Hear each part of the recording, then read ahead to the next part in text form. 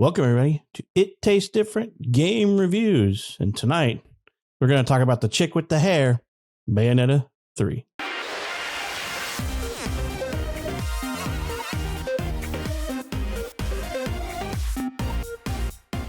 Bayonetta basically was developed by Platinum Games, published by Nintendo, released, pretty much on the Switch on October 28, 2022.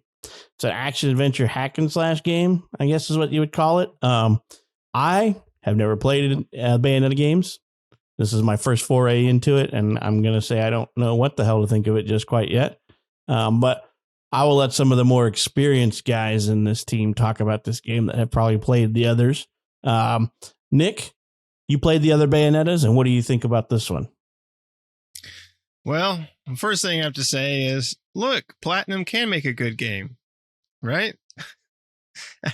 They need to stop working with Square Enix, because when they work with them, they produce crap. But when they work with Nintendo, they produce good stuff. Because Bayonetta 3, I think, is a great game. I love Bayonetta as a series, and this one's just over the top, crazy. It's Bayonetta, basically. If you've played a Bayonetta game before, you'll jump right into the craziness, and much like Patrick, probably still, I think, much like us, don't know what the hell's going on, but loving every minute of it, right? Because it's just craziness. It's crazy, like camera angles and action nonstop and weird things happening, and just like it's just stuff out of left field, left and right, but it all comes together. And then you have the Bayonetta character, which is a really cool character.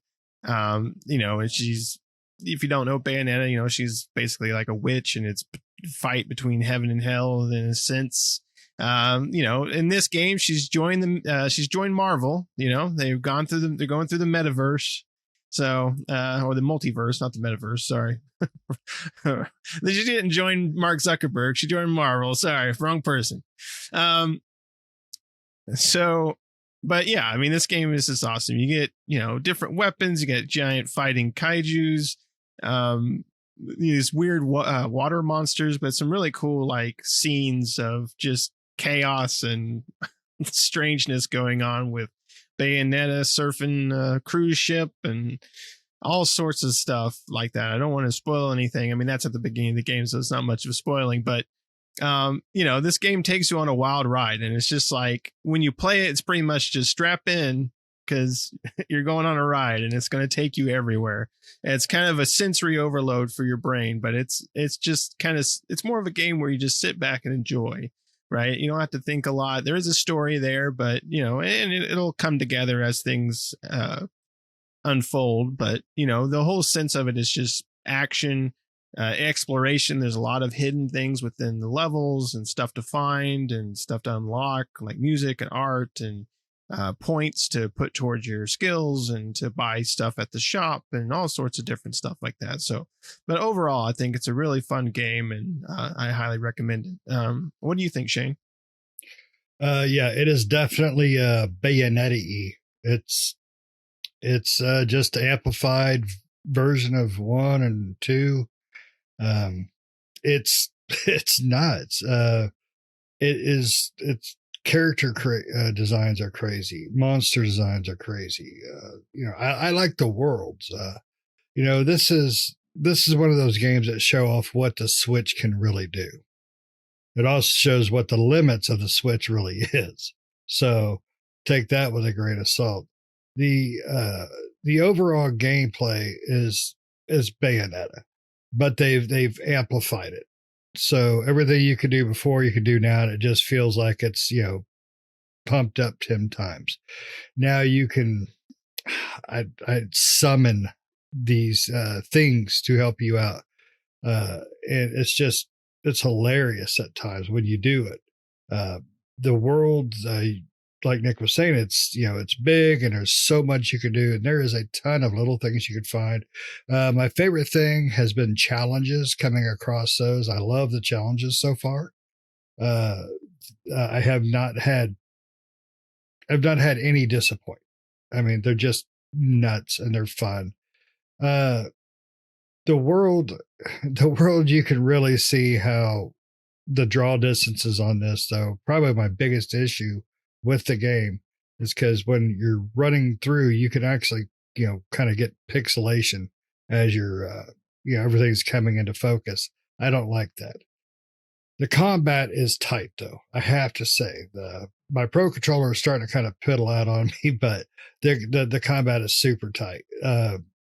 Just the sheer amount, the dodging in this one is so much fun because you can just basically put everything into a slow mo, and that's just badass. And then you can whip out your summon or just pull out your big cannon, whatever you want to do. It's craziness. When it first came out, the original, it was compared to Devil May Cry, and it's found its own way. So there is really no comparison anymore. Pat has never really played them. So when he asked me what they were like, first thing I said was, it's like Devil May Cry, but it's really not, because it's its own entity anymore. I mean, it started off kind of that way, but now it's got its own foot. It's got its own stories, own characters. The combat is pseudo similar to Devil May Cry, but it's definitely not similar enough to be called a copy at all.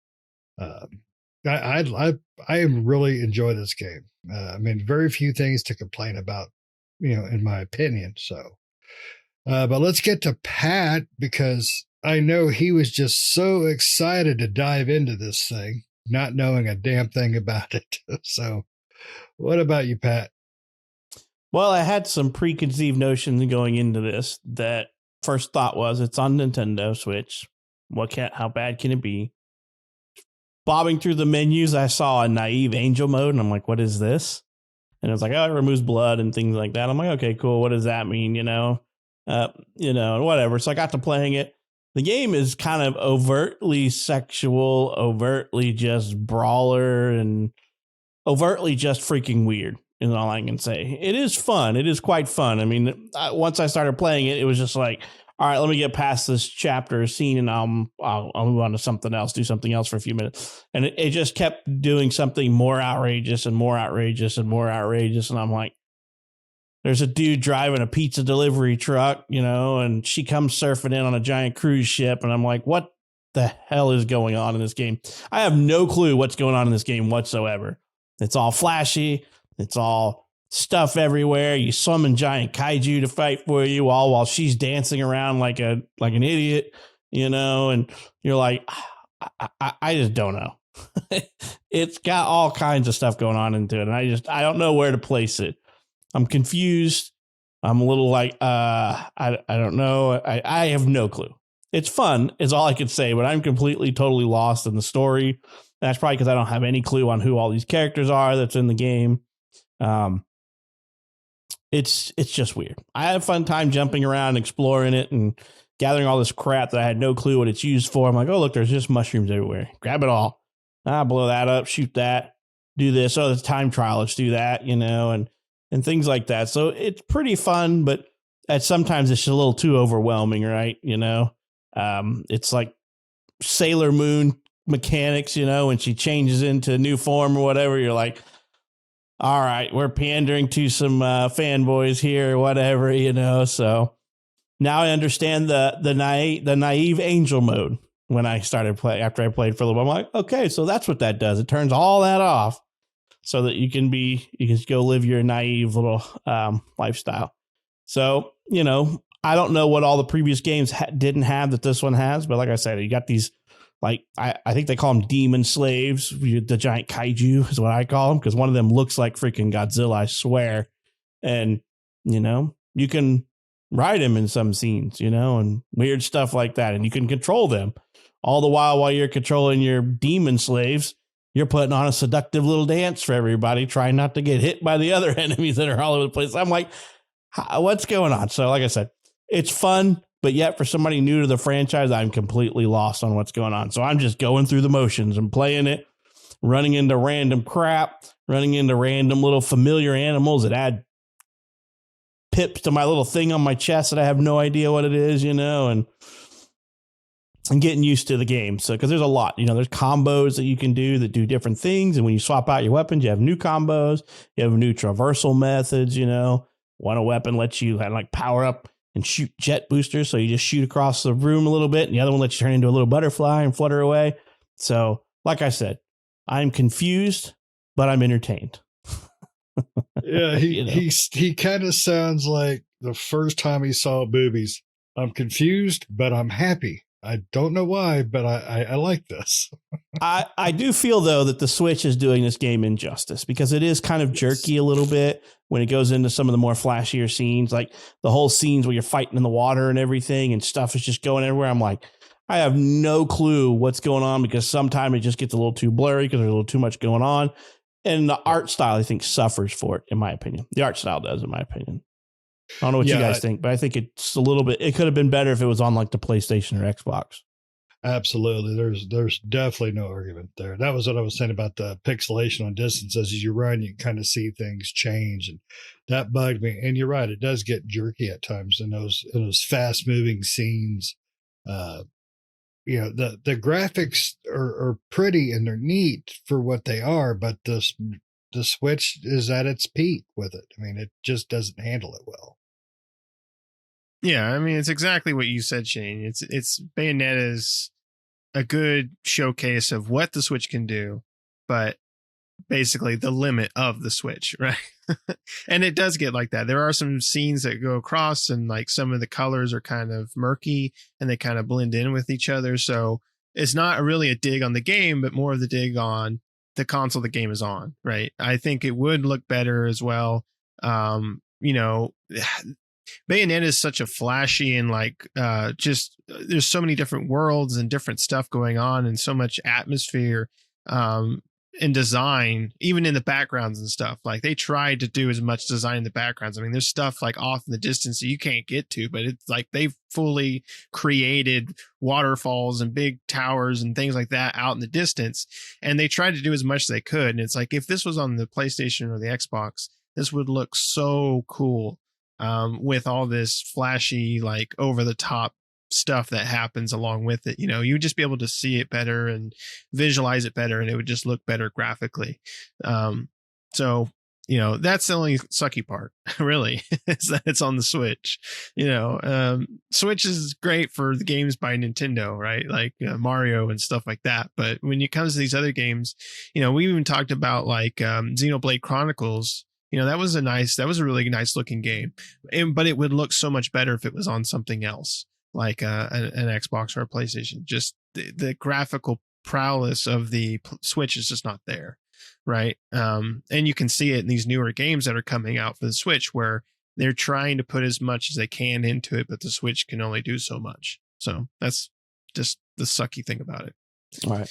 Yeah, one of my biggest complaints, and I don't know, you guys can tell me if you had this as well, but sometimes the camera angles seem to be kind of weird for me. Like early on in the game when you're playing and you're fighting the big baddie and he goes into his multi-phases, the camera zooms out really far and the things are jumping across the platform and you're supposed to be dodging it. But occasionally the camera would pull out really far and I could see my character like this big on the screen in the bottom left corner. And I'm like, you can't zoom in or out or anything. But that happened quite a few times where you're fighting something or my character would go completely off the screen. I couldn't see anything, and I'm like, it was towards the end of the battle where it would finally kick into a cinematic cutscene or something.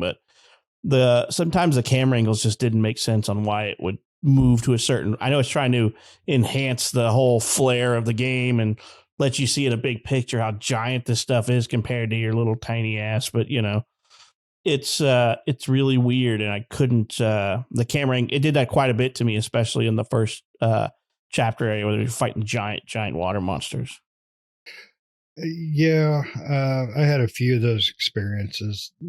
This game is definitely not one you would want to play handheld, in my opinion, because of what you're saying. Those draw distances get really far at times, and playing on that small screen is definitely not going to be beneficial to you. I mean, you definitely want to play on a television, and that's my opinion, of course, but I think trying to play this handheld would really suck a butt just because of that there.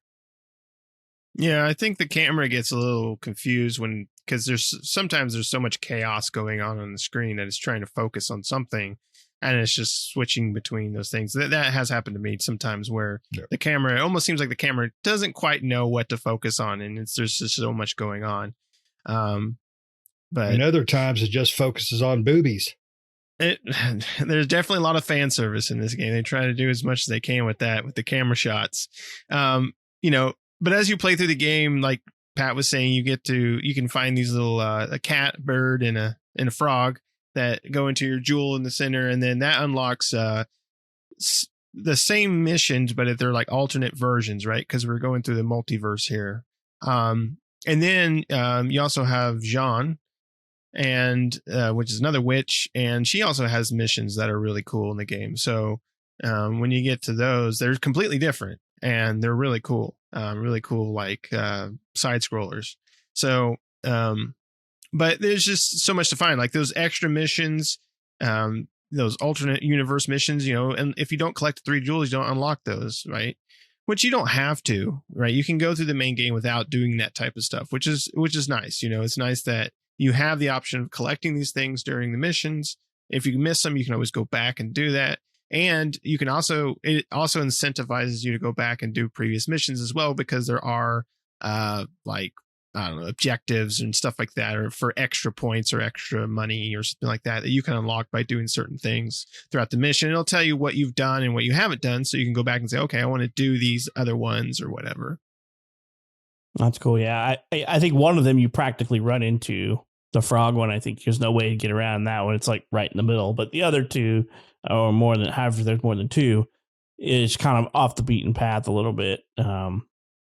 So yeah, I mean, like I said, I'm having fun with it, but I'm also very confused with this game. So it is very weird, very much just very flashy, So all I can think of when I'm playing this game is like Shane will probably know this, the flashy guy from Demon Slayer.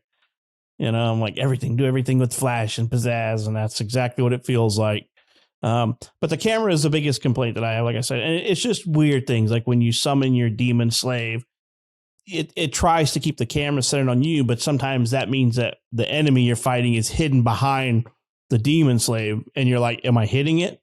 And because it's trying to make sure, because when you do the demon slave summons, you can't move, you're just stuck standing there doing your little dance and twirls and everything like that. So you have to watch out for other monsters that are coming after you. And so it kind of focus on you, but you're like, I need to swing this camera around just a little bit so I can see if I'm hitting that thing in front of the demon, and I'm like, this is a little bit annoying. So I found myself a lot of time pulling out of the demon slave summon and just getting a better angle, or the unfortunate part is I'm too tunnel visioned on the demon slave, and next thing I know, something's coming in from the side and jumping on me and attacking me. So, but that's just me. I mean, like I said, the game has lots of just weird cutscenes and on rails sections and super flashy and over the top.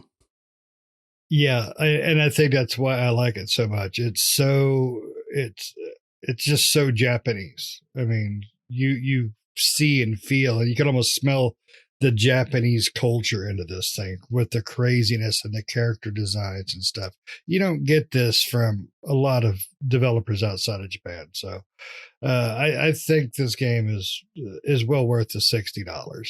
I think this game is also needs to tell Nintendo, we really got to step up our game and come out with a new console, more traditionalized. Because that's what's really hurting this game is the console itself. And I love the Switch, don't get me wrong, but it needs to be retired. It's old and it's antiquated.